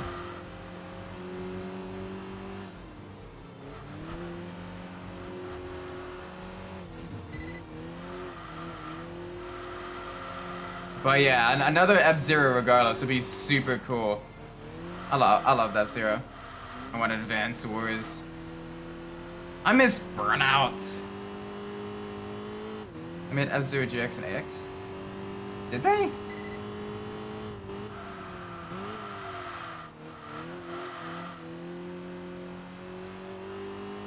I have to look that up real quick. Can someone confirm that for me while I'm doing a race?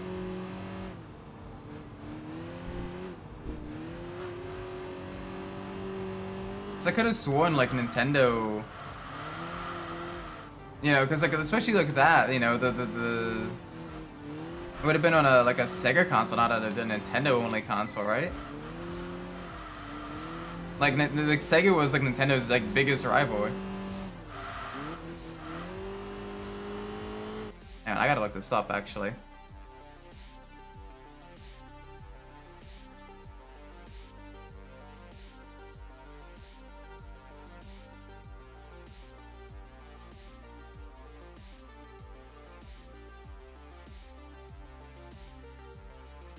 Huh, okay. That is weird.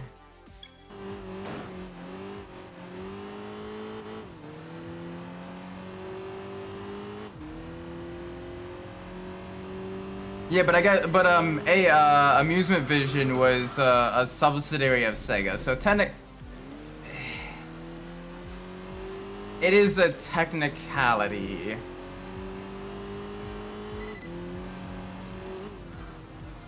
Yeah. It is, but on a technicality. That is weird, though. That's what GameCube. Like like that's the same console generation as like the Dreamcast, right? I see Isaac Umbras ready to stream Burnout game and that'd be total perfection.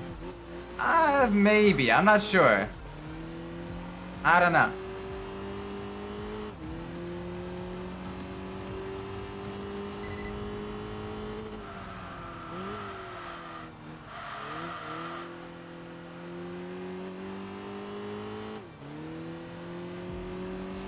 GX uses the same board as McClure. Okay.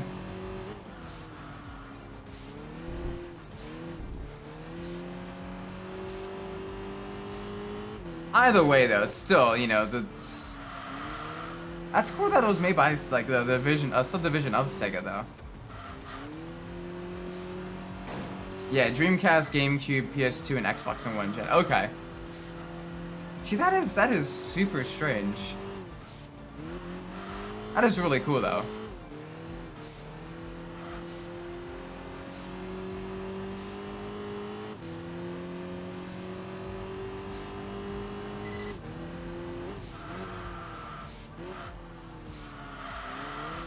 Like, you'd have thought, like, especially, like, why would you have them develop a game for, like, a rival console without some additional, like, you know, licensing deal to have it available for the Dreamcast?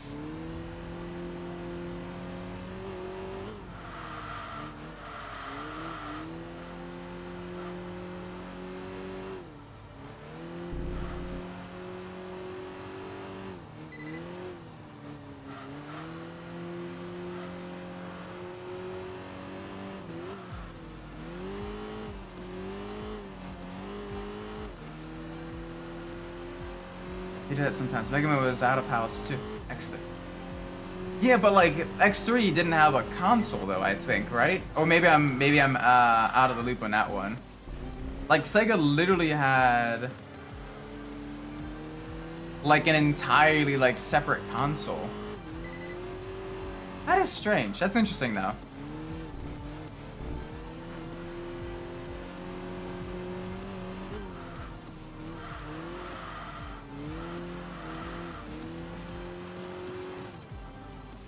Alice is the same thing. True. I don't know, it's just that's the big thing. Like that's been that was kind of cool. Is like, then again, like you had PS2, right? You had the Sonic Mega Collection, a couple of Sonic games in the PlayStation 2. So I guess that's not too out of the ordinary then. I guess Sega was more willing to kind of, you know, play ball with other console companies and everything during the console, you know, the 6th gen console wars.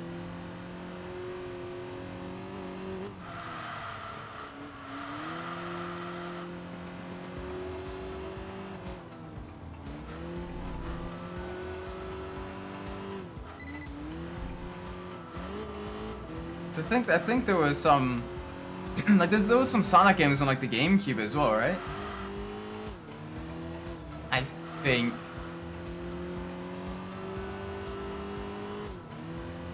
I'm pretty sure. I think so.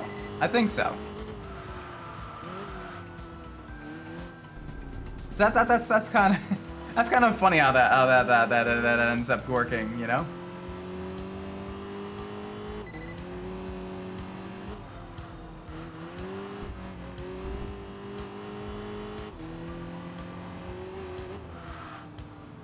Through the corners, keep it nice and smooth. You think we'll be able to lap anybody in this race? We're coming up on 3 laps to go. These look very quick laps. And we got some back markers ahead of us. Not too far ahead of us, but yeah.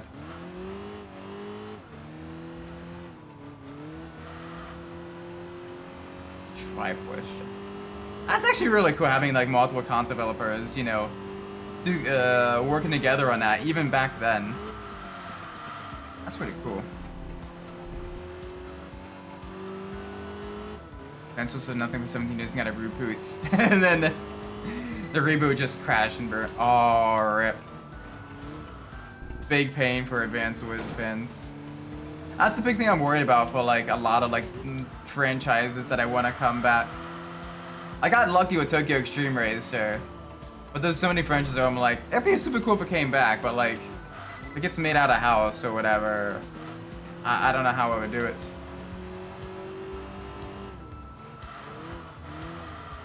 I couldn't believe Sega made the game so fast. I mean, fast is kind of Sega's thing, you know? Gotta go fast.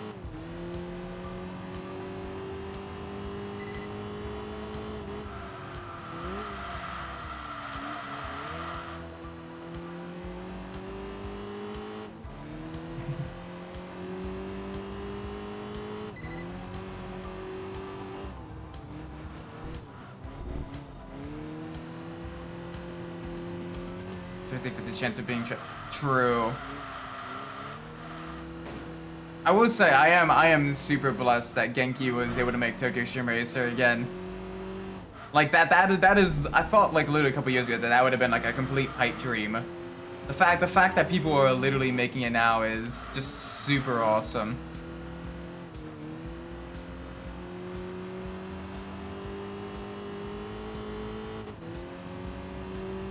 I've never played any of the Red Ninja games.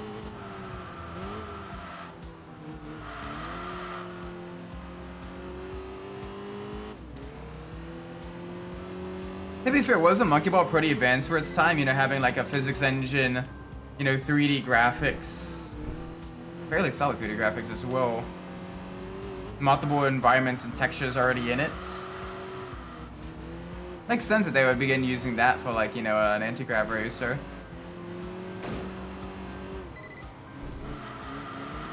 Oh, we're not gonna be able to lap them, I think. We're just shy. We are just shy.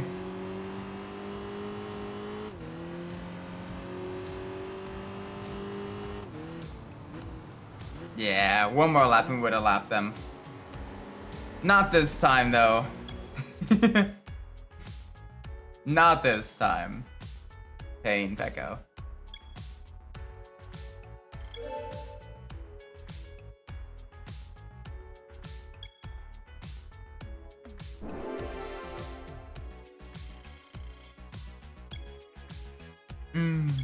There we go. That is a lot of ranking points. That is good. That is good. Nuggets. Anyway, I am going to end the stream here. It is getting late. Thank you all so much for watching. I do appreciate it. If you enjoyed the stream, please make sure you leave a like, subscribe. Let me know when we will in the comments down below. If you didn't like the stream, please let me know what to follow so we can fix that in the future. With that being said, I've been Umbras, and wherever you're in the world, whatever time it is for you, it'd be a great time. And I will see you all in the next stream. Until then, take care, everybody. Bye bye. Yeah.